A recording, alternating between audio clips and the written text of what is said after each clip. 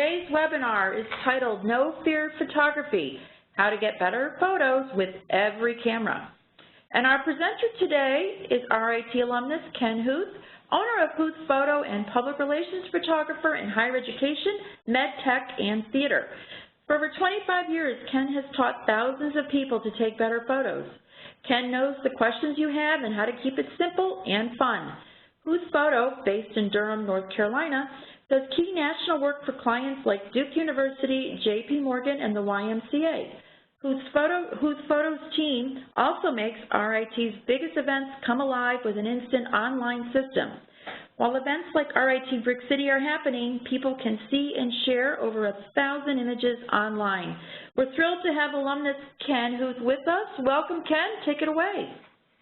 Hi, everybody. How you all doing? It's great to have you involved. This is just going to be a quick hour. We're going to be moving fast, and there are going to be distinct times we're going to ask for questions. The first thing we're going to do is throw up a quick poll so we can kind of get an idea of who you folks are and what you need to know. So if you could go ahead and respond, these are the two poll questions, and I'll let you know how that turns out in a minute. And looks like we've got a nice group of people. Thanks for joining. And I want to just give you an overview of why it's called No Fear Photography. I guess what was bothering me is I was seeing people that are, they're taking photos that they're not happy with. They don't know what they can do. As cameras have gotten more, cameras have gotten better, there's some air quotes going there, people are actually a whole lot more confused about what they can do with them. And so cameras get better and photography gets less fun. So I want people to not be stressed about it, but to actually approach this as a fun thing, a simple thing, a thing that I can give you a few formulas that you can look at before you even step out of the house to take the picture, and you can enjoy yourself more. So I don't want your camera just to, sit in a closet somewhere and you do all your photos with your smartphone. I want you to actually go out, take better photos, and not be afraid of it, I guess. So let's look at what kind of cameras and everybody's doing. And I did say that this class, absolutely, 90% of what I'm talking can work on the iPhone. So you'll see in the poll results, we've got a good number of people that just using their iPhone, and that's awesome. That works, and a lot of our tips are going to work with that as well. People have snap cameras, but you'll see a real interest there. iPhones and the digital cameras, the larger SLR cameras, are the two biggest. Great, that really helps me know what's going on. And whether or not you're interested in buying a camera, the reason I'm asking that is I've got some buying tips at the end. So that just kind of helps me know, yeah, a quarter of you are pretty actively interested in that info, so I'll definitely hit that as we're going along. Now, one thing I do want to tell you, if you've ever been to another webinar, not an RIT one, these are very cool TED Talk kind of things, but some of them, they have something to sell at the end. We don't do that. This is RIT, it's education, it's a benefit to RIT alumni and to my clients, so no fear. At the end of the talk, we got nothing to sell you. All righty. So as you can see, this is some of my team in action working, and you could hopefully tell they don't look very fearful. And let's dig right into the content now. What we're going to do, let me give you the overview of the talk, is we're going to go through 4 more tech tips. Okay, we're going to simplify your camera down to just 4 buttons. Then after that, we're going to do a section of 4 creative and photo shooting tips. Then we're going to quickly hit a buying overview for those of you before you buy your next camera, so you have a little idea of what to look for and how to save some money. And then after each section, there's going to be questions. So do me a favor, it's just, I won't be able to see the chat as it scrolls by. Please just save that for the question time. And if you could save your questions to what I maybe didn't explain very well, the topic is so huge, we could go a lot of different directions. So if the questions you have are, oh, you said this and I didn't quite understand it, or how does it apply to me, that would be fantastic. So let's see, we're going to just dig right in here next. I kind of wonder, you know, if photography feels this way to people, you know, just this mass of buttons and icons, and it's a blur. Maybe you remember the good old days with a really simple camera that you kind of held up and you pushed a button. You might be old enough like me that you remember then film. You know, there wasn't a whole lot of settings to change to do film. You put the film in and away you went. So we don't want it to be confusing like this. I find that the way photography is often taught is really kind of photo theory. And so people who really want to just take a better snap, or maybe just get a little bit better and start in the hobby, are finding themselves being taught a bunch of numbers and how this works with this. And that's fine when you want it to be a hobby, but right now we're going to go to just getting you some better photos quickly. You know, I really am shooting for an 80% improvement, kind of like in business, you know, low-hanging fruit improvement. We're going to look at really the easy things you can do, the 4 buttons and settings that will get your photography 80% to that magical 100, you know, you love it and angels are singing photography. We can leave that 20% for when you want to go deeper into it and you want to take it as a hobby or do a class or continuing ed or something like that. So I'm going to give you these few simple formulas, and they'll be available as a PDF you can download for free and grab, that you can just plug a few numbers in and push a few buttons on your camera, and you're going to have a really good starting point. All right, so this is actually then our 4 buttons that we're going to talk about. I'm going to start off here with exposure control, and without, you know, getting too crazy about photography exposure and things like that, that simply means is your photo too dark or too light? That's exposure, all right? And too dark and too light, correcting that on cameras are represented with plus and minus buttons. So as we go through each of these steps, make yourself a note of what your homework will be, and finding where these buttons are on your camera is what you want to do. Now, this is an easy one on the iPhone. Instead of actually having it plus or minus, unless you have a separate camera app, on the iPhone, you simply, have you ever done it, where you tap on what the subject is, and then you can slide your finger up to make the photo brighter or slide it down? If you haven't done that yet, give it a try while you're taking a photo on your smartphone. Tap on the subject. That tells it what is important in the frame. Slide up for more exposure, that's plus. Slide down for less. Now, on other cameras that have setting controls, I'm going to show you, you know, what they might look like.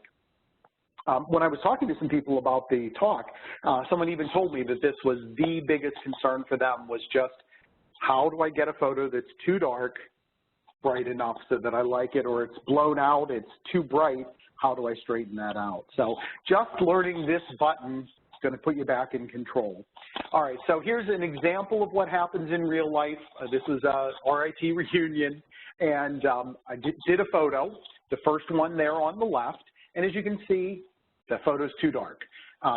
The reason I could see, and this is a tip right now, is after you take the photo, quickly look at your LCD. A lot of people just kind of snap and walk away. So take the photo, it's too dark, what are you going to do about that? So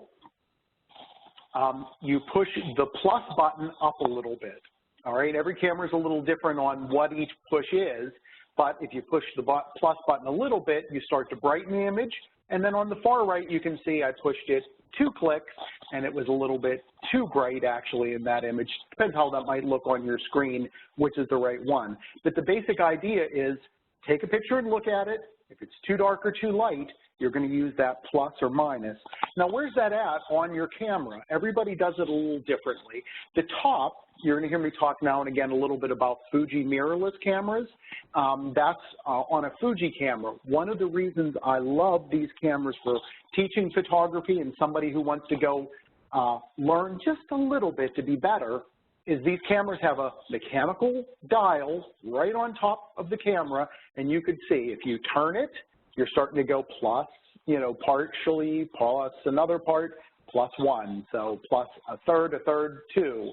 And that, every time you do that, is brightening your image. or a little bit less commonly, if your image is too bright, you can dial down to the negative. Down below that, a different kind of a camera, this would be like an SLR from Nikon. Doesn't matter, Canon's pretty similar. You have to do two things. You have to find the plus minus button, and then on the right, you see they're trying to tell you have to spin a wheel. So it can get a little bit complicated trying to explain different cameras, but find the plus and minus and just figure out how you can change your exposure that way. The second key setting after plus and minus in your exposure is ISO. Once again, I'm not trying to go into technical things to confuse you. We're going to keep it nice and simple. Your ISO is simply how sensitive is your camera to light. All right, and believe it or not, that's variable. In the old days of film, it only had one number. If it was 400 film, it was 400 ISO and you couldn't change it. Digital cameras, though, we have the ability to change that. So what happens is if you get into a dark situation like this room, people will say, well, I did the plus button and the photo wasn't getting any lighter.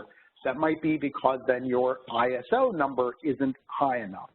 So what you can do is you can actually increase that number, and I'm going to show you that in the next couple of slides, and that makes your camera more sensitive to light. And then you might say, well, why don't we just do that all the time and have your camera always super sensitive to light? Well, if you walk outside on a really bright day, what's going to happen is it's not going to get a very good photo because there's so much light out there. And the other thing, you might be familiar with this from your digital photos, and you can even see it a little bit in this photo. When you are at higher ISOs, it starts to get a little grainy, and a little kind of gnarly in there. So let's look at a few examples. This is the too dark example. This is, once again, setting up for an RIT President's Ball. And take a snap, look at the LCD on the back of my camera, and I go, that's too dark. What am I going to do? Well, I can't just push plus because I'm indoors, and pushing plus can only do so much without making your camera more sensitive. So you can put the ISO up to be a little more sensitive, and then it's able to get a better photo.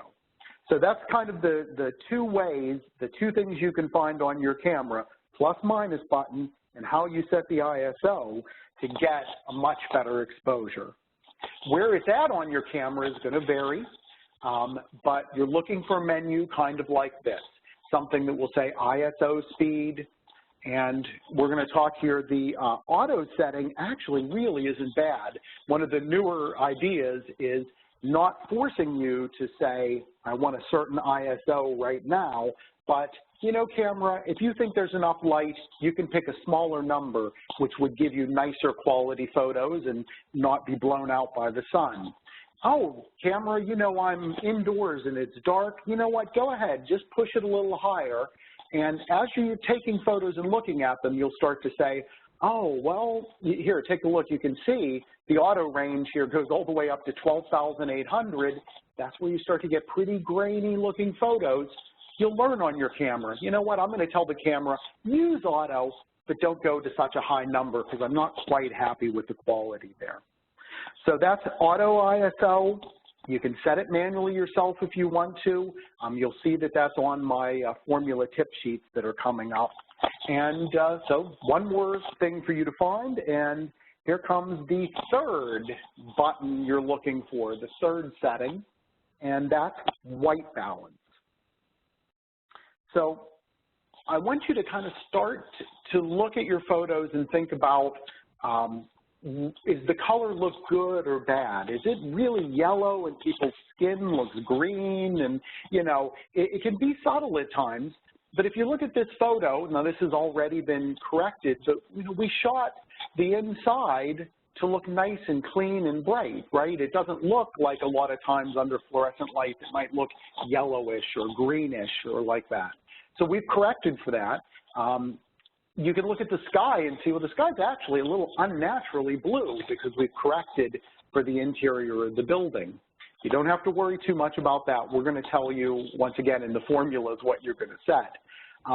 One thing I was kind of wondering, and maybe you could just give me a shout in the chat box, can you see, there's really a third kind of color, light here, that is happening in the photo in the lower part. Does anybody want to just bang out something in the chat and let me know, do you see what's going on in the bottom of that photo? And let me just make sure I can see whatever you're all saying.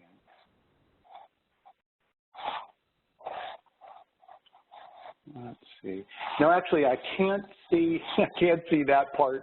So that's all right. We'll just, I think we'll just do that as, let me just go here. Ken, there's no comments as of now. Is there? Oh, yes, there is. Okay, we're here. Do you see it? Muted, let's see. Street lights, shadow, sodium vapor, question mark? Hey, that's perfect. Okay, and thank you for reading those off to me. Yeah, I don't see them, so I'm just, that's okay. There's only once or twice, and you folks are exactly right. So there are street lights, and you can see at the bottom of the photo, and there are some shadows too. So one thing to kind of take on as a bit of trying to improve your photos is start to see on the back of your camera, does the color look like you would like it to look? You know, is the color of people's skin tone or the room match what you think you're seeing in real life? And you can see here that on the bottom, that's kind of street light, sodium vapor is the technical term that makes it that kind of orangey blue. So start to see the color, and then you can start to correct the color. If you see here, this is a test photo we were doing during, once again, RIT reunion, and they were having an international fair near some windows inside one of the buildings. So I started out on daylight because it's, you know, sun coming in the windows, right? When you look at this photo, though, it might be subtle to a lot of people that don't think much about it, but the color really isn't great. And think to yourself, what color is that? How do their skin tones look? What, you know, how do you feel about that as a photo? And then you can see here when I corrected from saying it was a sunny day to saying, no, I'm actually a little bit more in a cloud or shade situation, the camera automatically adds a little bit of warmth and brightens it up, because standing in the shade, if you think about it, is kind of cool light, just like that cool light of evening. So what you're going to be doing then is finding the white balance on your camera, and this is going to be somewhere in the menu.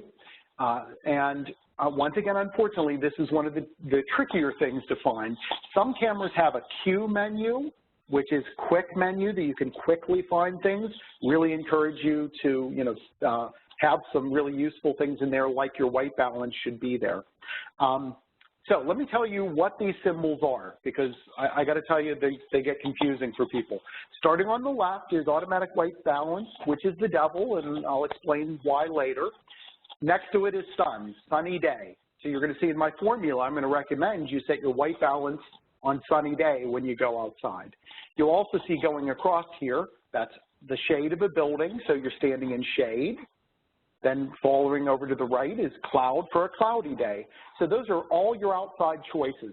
Sunny day, I'm in the shade, or cloudy day. Each one adds different amounts of yellow to your photo to get rid of the blue of being on a cloudy day. Then we move on to some indoor settings, and you can see that's a picture of a light bulb. More often where you're really going to use that is going to be on a stage. That's like if your kids or somebody is up on stage and there's stage lighting on them, that's tungsten. Or in a room that is just lit with old school tungsten bulbs. LED bulbs are a lot cleaner, they don't end up so yellow. So that corrects for that. You're telling the camera, I know what kind of light this is, you set the white balance, and you get a much better looking photo.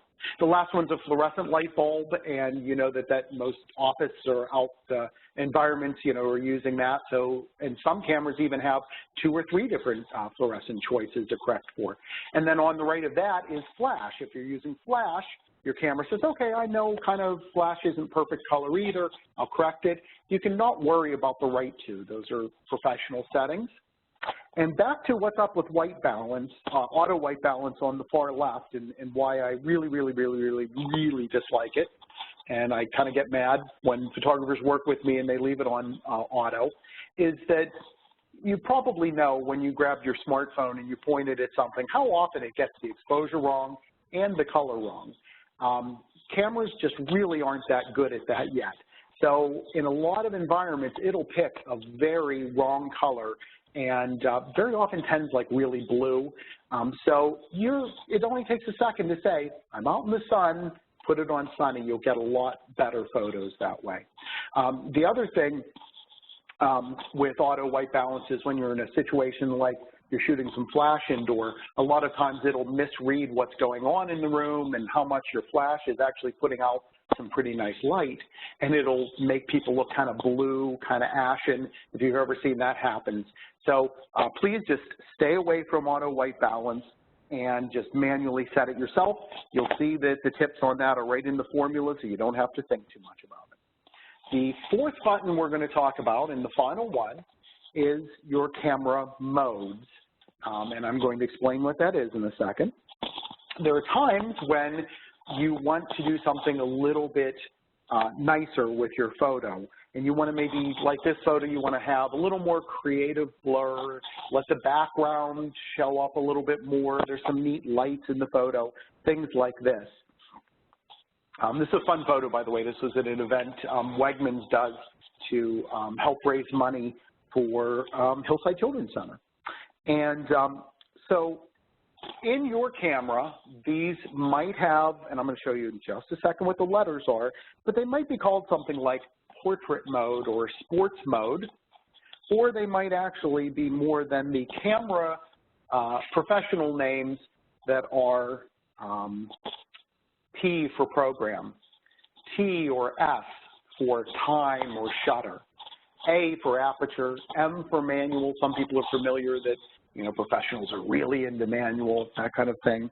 All right, so let's just run through these modes quickly. You'll find them if you have like a digital SLR, and an SLR, by the way, is the kind of lens camera that you can take the lens on and off, the bigger cameras. If you have that, excuse me, grab a quick sip. Or if you have a mirrorless camera, those modes are there. If you have a snapshot camera, it's usually a menu item that you can set some of these for either sport or portrait, and some of these like shutter. So the first place you start is the P, program mode. You don't need to know what it does, just relax. All it does is it sets everything for you, okay? It takes care of setting everything, and that's the starting point to doing a little bit more with your photography. Falling back one from that, if you look underneath there is the full auto, and that's a green box on most cameras. And you know, that's the, oh no, what happened? I can't take a picture. It's completely screwed up. What am I gonna do? You could put it on that. It sets your camera sort of to factory neutral, and that's sort of a fail-safe setting. So the problem with using it compared to program, though, is some of these things I'm telling you, like setting your own white balance or changing your ISO, may not be available in full auto. So program is the place, really, that you're going to start then.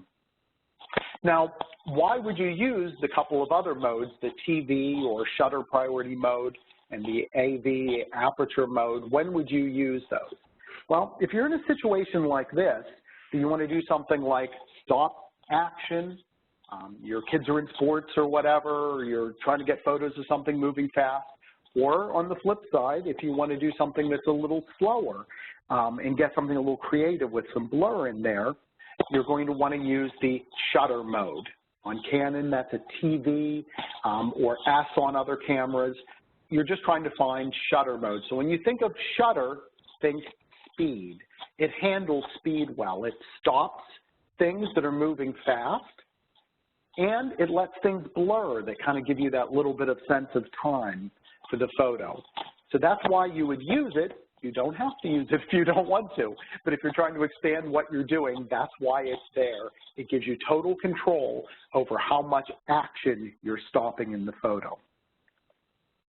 Now, here's an example on an actual camera. You can see at the bottom of the wheel is the green, you know, auto everything box. That's just for, oh my goodness, I don't know what's going on. Please set your camera on P to get started with the formulas we're using, and then you can see the time value or shutter and aperture priority right there. So your tasks is to find these things on your camera. Where is the plus and minus, and how do you set it so that you could do that at any point when a photo is too dark or too light? How do you change your ISO or put it onto an auto ISO you're happy with? Where's the white balance at? You only really have to do that once on a shoot. Before you walk out the door, you can say, I'm doing photos on a sunny day or a cloudy day. Set it and forget it. You're good for that whole day. And then where are the modes on your camera, and do you want to experiment a little bit with that? Now let's hit the last two modes.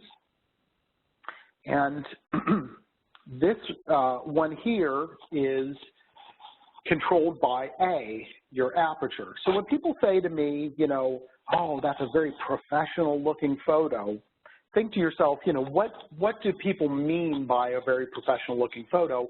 Often what it means is the subject's really sharp and the background has that kind of nice, creamy, soft background. So what that's controlled by is the A mode, your aperture on your lens. And you'll see my formulas actually will tell you a little bit about that if you want to use it. So if you want to take notes, the idea is if you have a small number set with the A, you put your button on A, and you spin a wheel to put it to a small number like 2.8 or 4 compared to 8 or 16 or 22, you will have less in focus behind people, less trees sticking out of people's heads, and it really gives you that nice focus, and people will say, oh, your photos are sharp and the backgrounds are nice and soft. That's what that's all about then. The corollary to that is someone said to me, oh, I'd like to get more in focus in a photo. Well, then that's going to be a large number. You go onto the A mode, you set a large number by spinning your wheel wherever it's at, and a large number makes a large amount of your subject area be in focus, like you want some foreground in focus or background, or you've got a group of people and the people in the front and in the back of the group you want in focus. So that's how you do that with aperture mode. And then manual mode is really when you want full control.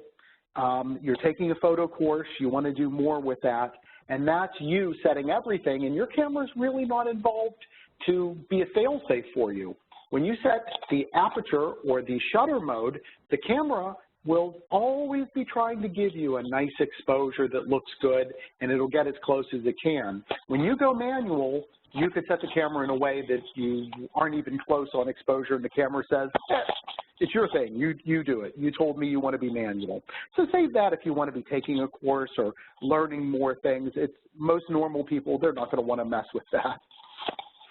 Now, I've got to say, wouldn't that make now your photos that 80% better? If you've got photos that you can get the right exposure, bright and dark, colors that are more pleasing and accurate, the photos aren't blurred if someone's moving, you know how to correct for that, that's really going to get you so far ahead. And all it is after this talk, looking at your camera and jot down where those 4 buttons are, and then you're ready to go. Okay, so we're going to move right on to the formulas, and then we'll do our first question and answer, okay? So if you want to start thinking about, was there something just super not clear in there that you need, just let me know.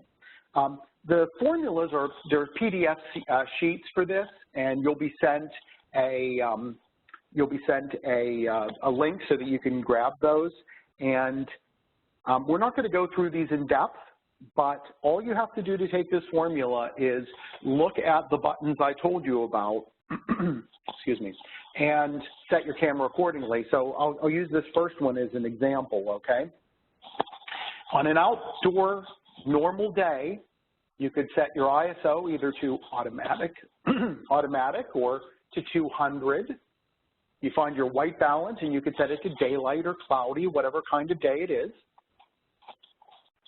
And if you set your aperture priority mode to A and an aperture or a small number like 4 or 5.6, it's going to keep, you know, the things in the background from being, you know, too distracting. And if the photos are too dark, you just find those plus or minus buttons and you make the corrections with those. So that's what you would do, you know, on an outdoor day. So you could set your camera to this anytime right before you even walk out and take photos, and it'll be ready to go for you. And then I'm going to run you through quickly, just show you the other formulas, but you can have those on a PDF. It'll be all set.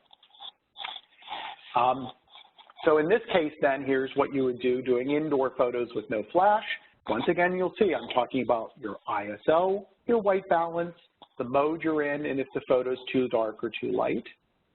Indoor flash is going to be, a little bit different again. What do you set your white balance to? What's your ISO going to be? That's one of the few cases where I don't say to use auto ISO because it often trips up using a flash. All right, now would be a good time to take a question or two. Cindy, would you like to ask? Yep, Ken, there are two questions that came in. One is from Gary. He's asking about pictures involving snow. What auto white balance settings should he use? Oh, that's a terrific question. Great, that's exactly right, because, I don't have a formula for that. But there are two things you're going to find that happen in snow, and a similar version happens in sand. So white balance in snow, the nature of snow in a winter day is very blue. So once again, just for fun, start to kind of think about that. You could picture, wow, I'm in Florida. That's kind of yellow and warm. Snow looks kind of cool and blue. So even though you may not be standing in shade or a cloudy day, that's the closest thing to it. So you'd want to set something. You could start out with your camera on sunny, but then I really imagine you're going to be on cloudy or shade to get rid of that blue of snow. The other thing that happens, snow and sand, is your photos very naturally get dark.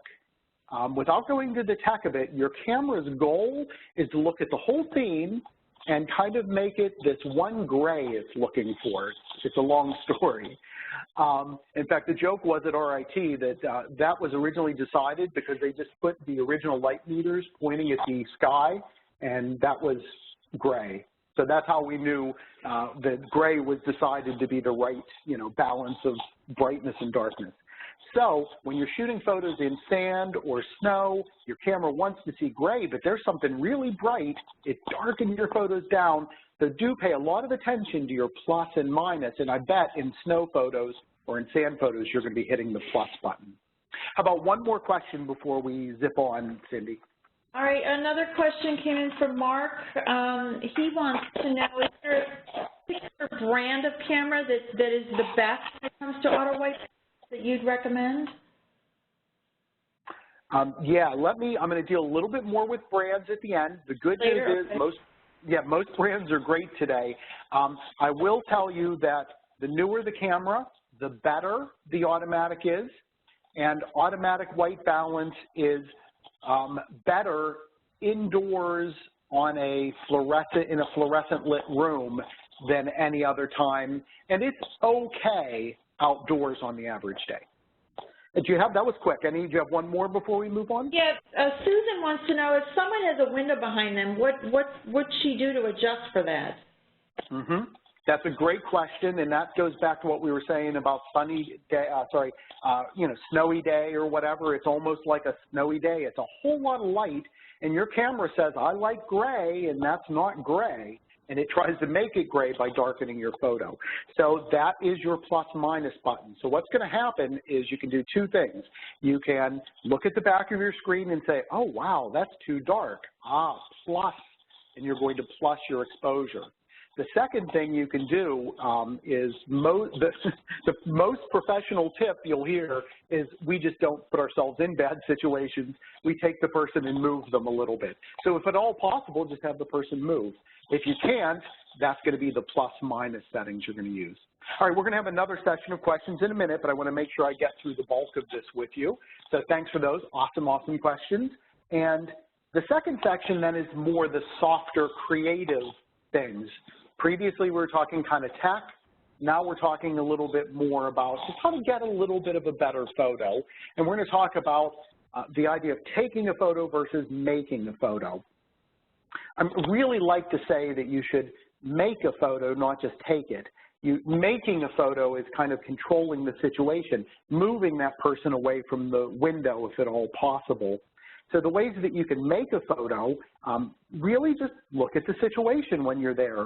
What's going on? Is something sticking out of people's head? I can't tell you how many times I'm on photo shoots and there's like a bathroom sign behind people or whatever. You know, just be aware of the environment.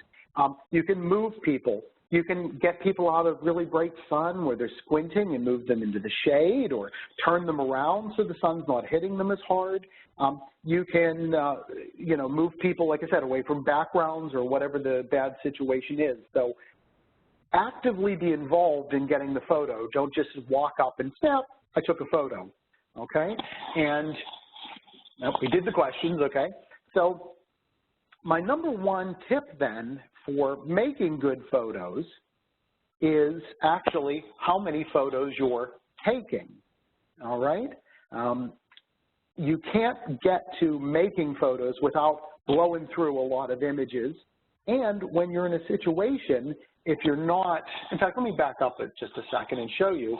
If you're in a situation like this and you're just taking one photo, say just of the graduate, you know, that might not really be telling the story, and maybe it's not technically very good. So I really encourage people to take 3 photos. That's what the take 3 part of this is. So your first shot, you get somewhere, you see the photo, you don't want to miss it, you take your normal photo. Got it. You don't want to miss the picture. But then look at the back of your camera and see how it looks. Did somebody blink? Is the background bad? Whatever. And take a second photo, kind of correcting for any of that, or plus and minus a little bit if needed, okay? And then the third photo I'd like to encourage you is, as we talk about some of the creative things, maybe take a third photo that's a little more interesting, and we'll be talking about, you know, some ways to do that then in a second. If you look at this then, this is part of the taking 3,000. You take 3 in each situation, and please get quick at it. But in the long term, taking 3,000 is, stop feeling like, you know, pixels cost money. It's not like film anymore. Really, without being annoying to people, take 3 quick photos, maybe take 3 and let them go about their way and do a few shots of whatever they're doing next. And as you're taking more photos and getting more volume, you'll find you kind of loosen up with your photography and have a little more fun with it. You're going to learn better where those controls on your camera are, and how to just quickly react and grab them and make those change. And they'll make you grow and become a more creative photographer. And then when you get back to your home, and please, this is a huge tip. This is a note for you. At home, review your shoot. Don't just like dump your photos and never look at them. If you really want to get better at photography, if you just take 10 minutes after you put them on your computer, or as you're looking at them at the end of the event on your phone, think about what worked, what didn't, and then don't just get mad and say, oh, it worked or didn't, but say, well, why didn't it work? Oh, that was too dark. I got to remember plus or minus again. Wow, all of these are yellow. I really should have set it to tungsten. People are kind of green. I should have set it for fluorescent. And if you don't know what the answer it is, then you can, you know, just Google it. There's a million. Photography is a great topic to learn on YouTube or on the web. So really look at how your shoot went and work on making better photos. Now, as you do your 3 photos, you're capturing that moment in the first frame so you don't miss anything, right? But then also don't be afraid to redo it. The first frame of this was, I saw them, you know, kissing grandma, did the quick photo of that. They were just then, you know, standing there. I got a version that was just a portrait of them. You know, you can also take control and say, well, you know what, move a little bit so the light's hitting you better. As you're doing each of these things, you don't have to be afraid to take that control, redo the moment, ask people to do what you need, ask somebody to give somebody a kiss, whatever. Unless you're a newspaper photographer, those people can't do it. But in terms of public relations and all of our snapshots, you can do whatever you want to do. Now, do learn your camera and get fast. The most frustrating thing I see happening is when somebody's even trying to get that first photo and the batteries aren't charged for the flash, or they don't know how to make a change, that frustrates your subject, and that really comes through in the photo. So learn your camera and how to quickly make those 4 changes on it, and really only 3 because white balance is the same through your whole shoot. And don't be afraid to tell people, hey, I'm going to take 3 quick snaps, and then they're prepared for 1, 2, 3. And then also you can, try to have a variety. This is just kind of a raw pile of photos from a shoot and what it might look like. And, in terms of 3,000, there's a lot of different things you can do in each environment to tell a story. So try to do more than just the one shot that's happening there in front of you. Creative tip number 2 is you're going to get close to things. One of the biggest things I see people is they hang back. They're afraid to really get up and get in there. It does. It feels different. The photos feel different. People react differently. And I just really don't see people, doing that very much. Robert Capa said, if your pictures aren't good enough, you're not close enough. And that's not just technically, you could zoom in more. There's a different feeling to being right there with people and engaging with them. And then I really want to challenge you, now that you've gotten close, to get closer, because you're probably not really that close as you think you are, because it feels like, I'm getting kind of close to the subject. Get closer and just try to see what happens when you get closer to people and you have a little bit of fun like that. The third tip, more creative shots, is getting up and getting down. We don't just look at the world standing, or normal eyes every day at a normal, whatever your height level is. That's boring, and photos from that level all the time tend to be boring as well. Photos are more interesting if it's from an angle people don't know. So get a photo from above. Get on a chair. I'm always jumping up on furniture, telling people don't do this at home, but, it makes a great photo. Of course, you can hold your camera up.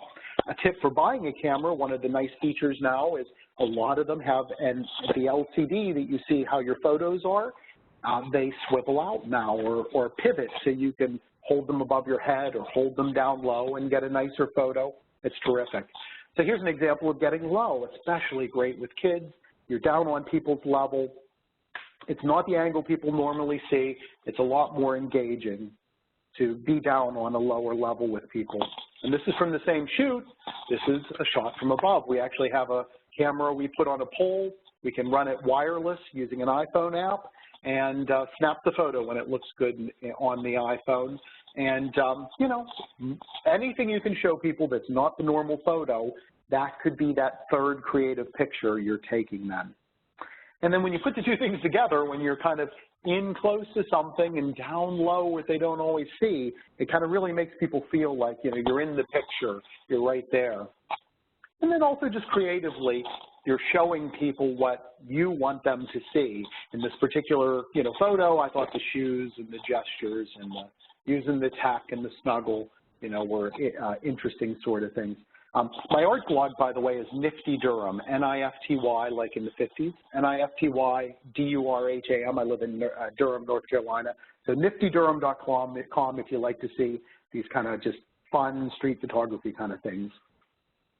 Now, the last thing isn't necessarily a creative tip, but I'm sneaking it in with the creative tips because it's critical, and that is to get everything reset.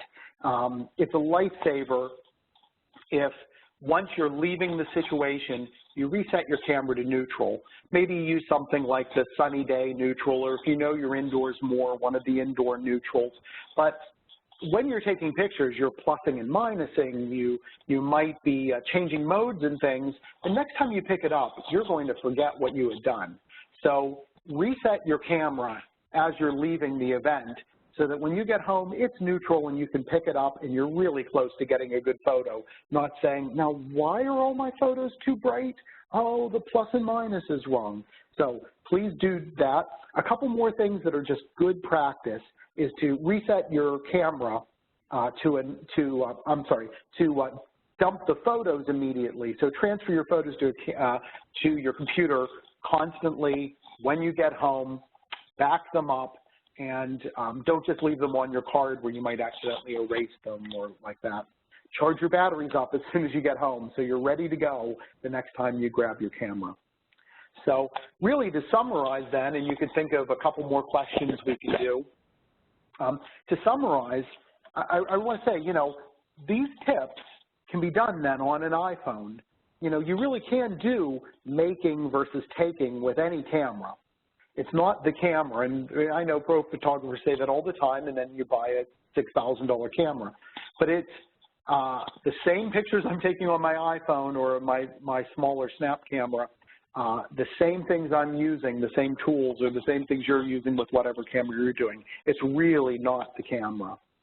So you can get closer no matter what phone you're or what camera you're using, like a phone. You could take 3 photos. You could take 3,000 so you get better at it. And how about a couple more questions, Cindy? And some questions came in back on your talk around camera settings. So Joshua was curious about, do those formulas, those same formulas that you shared previously, do they apply when shooting in black and white? Great, that's a good question. So in black and white, obviously you don't have to worry about your white balance. Black and white is a little different with exposure, but you're still going to be doing your plussing and minusing, so you know that would be a similar way of working. The other settings, yes, would be pretty similar because what you're doing is you're trying to get a photo with a good exposure. So other than the ones that deal with the actual flash, and let me just take a quick peek here. The ISO is similar. You could ignore white balance. The modes are similar. And then just remember your pluses or minuses. And in black and white, actually, sometimes you're pushing the pluses a little bit more than you would in color because that contrast looks nice. So next question. Yep, Carol has a question. She writes that she takes a lot of pictures in front of water, like a lake. The people in the foreground are always too dark. How does she correct for this? That's a good question. It probably, and it depends on how much light or sun is behind them, and that's definitely a plus or minus issue. So take the first photo, look at the camera on the back of your camera, the LCD or your phone, and go, a little too dark, plus or minus, or tap on them as the subject and raise that to the plus. That simple setting will change everything. You don't even have to be in a different mode or anything. Plus minus will make a big difference for you. Got one more for me? Yeah, a couple have come in that are very specific to camera types. I'm thinking maybe you can hold those till you get to brands. But yeah, let me. Go ahead. Well, I was going to say, yeah, let's do that. Let's hold that. All right. There is a question about correcting for a black dog that always seems to look too dark. Mm-hmm. Yeah, no, that's exactly right. So that is plus or minus. But just to warn you, when you're plussing for something, especially like a person in a black tuxedo, a black dog, it does increase the exposure of the whole scene, so what's around them might get a little too bright, but that's a plus or minus issue as well, and that would be the way I'd start to handle that. And okay, great, thanks for those questions. We're gonna have one more round of questions at the end. I'm just gonna quickly zip through some bonus questions because I don't wanna run out of time for your questions at the end. I just wanted to show you that choosing lenses can be a really interesting part of what we do. Your camera probably has a zoom lens, even your iPhone zooms, and the newer one now has a little bit more of a zoom. So your lens choice can really affect what you're doing. So here's a very wide angle lens, zoomed out, and I'm up in nice and close. Here's zooming in longer. So that's making that background softer. If you want to try, do 2 photos, wide and then zoom in and see how that looks. Using a wide lens just to get more into the photo, trying to do it for, you know, maybe a more creative reason. Often a wide angle lens is needed more for your snapshot camera or something you're doing in the family, because a lot of times you're trying to get photos indoors or at a restaurant or your house or a group of friends. You need that wide. So when you're looking at zoom lenses buying a camera, don't just listen to what they're telling you about how far it zooms. Also pay a little attention to, are they telling you it's a nice wide angle as well? And one thing just to avoid, if they're trying to tell you the camera really zooms X amount and it has this digital zoom, you can ignore digital zoom. That's just marketing talk. Digital zoom, you could just essentially go in on your computer and crop the photo in closer. So you really just want real zoom there. All right. Then beyond that, I wanted to tell you to turn around, look at what's really going on around you. Don't just look at what is the expected photo of the moment, and have some fun with it. Engage with people. Really enjoy being part of it. Don't miss out on that. And also, I love photography for humor. I don't know how well you can see on your screen, but this is here in part of rural North Carolina. Here's the Friendly Grow grocery store. And on the right, it says, no loitering, no littering, no alcoholic beverages on premises, no bike, no skateboarding, 10-minute parking limit, towing enforced. And also to just wait for some things to happen. If you really want to go beyond just taking snaps to making a photo, wait for some things to come together when you see a thought environment like these signs, and you know, something good's going to happen if you just do that. All righty, now we've got buying tips. Which camera should I buy? So we'll do about 5 minutes on this, and then we'll be just ready to wrap up with your questions. The good news is we're talking about brands. There really isn't a specific brand anymore that's critical. You know the big ones, Canon and Nikon, they're fabulous, but really any camera that you're going to find now that is a name brand, the Fujis are great, Sony's fine, and Olympus, and whatever they are, cameras are at a fabulous level right now, so don't worry about that. You're not going to make a huge mistake based on brand. Pick a camera that's easy to find the buttons I told you about, and that varies wildly, and nobody talks about it. So try to find a camera that you can easily change your exposure or find your white balance easily, okay?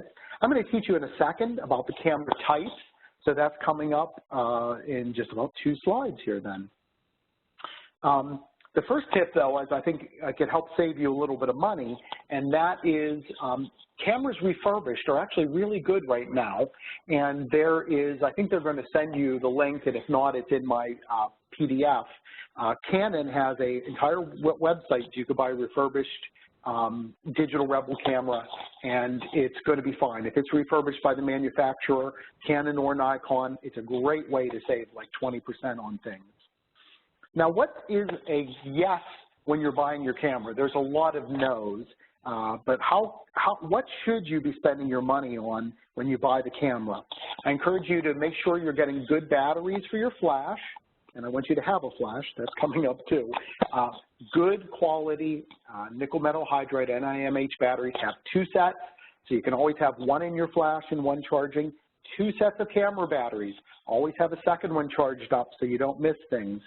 One of the newest features that are coming along now is having Wi-Fi in your camera. Definitely, that is a game changer to have that in so that you're not just using your phone for your social snaps. You can use a camera that's taking beautiful photos, push a button and have it on your phone. And then if you're searching for different lenses and you want to actually go and compare them, the lens that has the smaller f-stop, that's the aperture. Don't worry too much about it, just write it down. If it has a smaller f number, that's a better lens for you. So if you have a choice between a lens that's a 2.8 or an f4 and you're trying to make a decision and things are similar, the 2.8 is going to let more light in. A lot of times lenses are darker, a bigger number when you zoom in, so don't be surprised that it's a 2.8 flash 4. But the smaller number is worth more money if that's what you can find. I definitely want you to get one on the right, these little glass UV protectors to keep your expensive lens from getting scratched. And the biggest improvement you can make technically is to buy a flash you can put on your camera and notice how it can tip up toward the ceiling and start to practice bouncing. It's going to take $80, $100 to get a flash, but in terms of what you can do with indoor photos, very simply, your flash will talk to your camera and get good exposure. Much, much nicer pictures. What don't you need is you don't really need the kits. All the things thrown in that they do, they're really pretty low value. You are going to need a camera card, but most of the time just live with your camera for a while and see what you feel like you're missing. After you've got batteries, flash, you've protected your lens with a filter, you know, and a good camera card. Get 2 camera cards so that you can erase one and take pictures and put the other away and then swap, like an A and B set, so that you're not recording over your last photos, just in case your computer crashes. And then there's lots of great places to do research. You can click on the links if they're in the Finder or get it on the PDF. One of my favorite sites is Digital Photo Review. And the 3 types of cameras you need to know so you can actually think about these things. On the left, digital SLR, that's the big ones, you can change lenses. On the top is a compact or snapshot camera.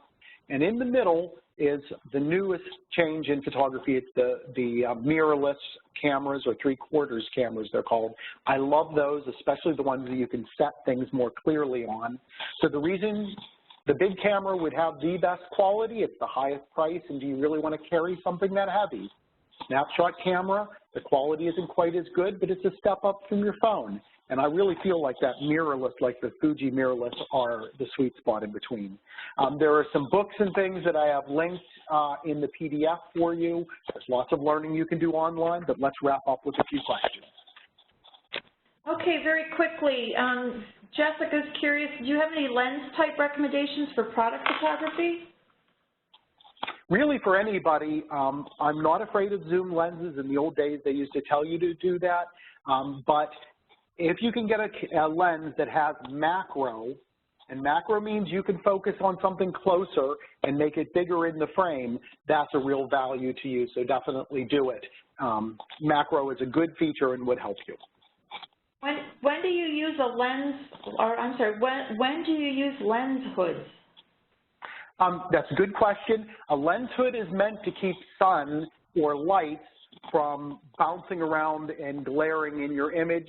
And the other nice thing about a lens hood, I keep one on all the time, is if you accidentally whack your lens into something, you hurt the $10 plastic hood, not the lens. So it is worth keeping on your lens. Okay, one question came in back on the settings. There was a question around applying certain settings for night shots, moon or lightning. Do you have any thoughts on?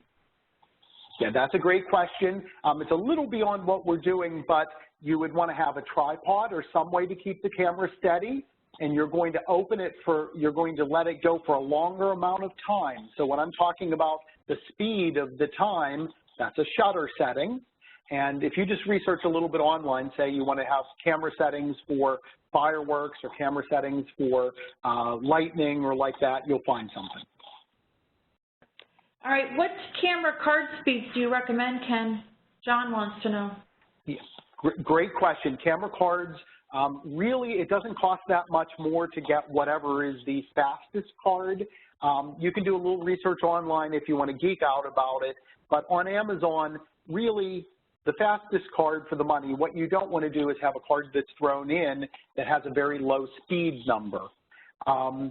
It's not that expensive. I think it's more important with video, and more importantly than is it the ultra fastest professional card is, please get at least 2 cards and take pictures on one and let the other one sit with your photos from last week and then switch them so you always have a backup. All right, well, it's 1 o'clock. We're on the hour, so there are additional questions. We will capture those and we'll connect with Ken offline and try to get some answers back out to you all. You register with an email address so we can reach you. So Ken, I wanted to thank you. And actually, if there are any additional questions, please email them to ritalum@rit.edu, and again, we'll try to get you some answers. Ken, I want to thank you very, very much for your clearly very engaging presentation. A lot of questions still to be answered. And we thank you, the audience, for joining us today. There is a webinar next week on mastering your money and being debt-free at 33. So if you're not 33, tune in, and if you are already past 33, there's still hope. So with that, I'm going to fly. Thank you all again for coming, and have a great rest of your day. Thanks, everyone.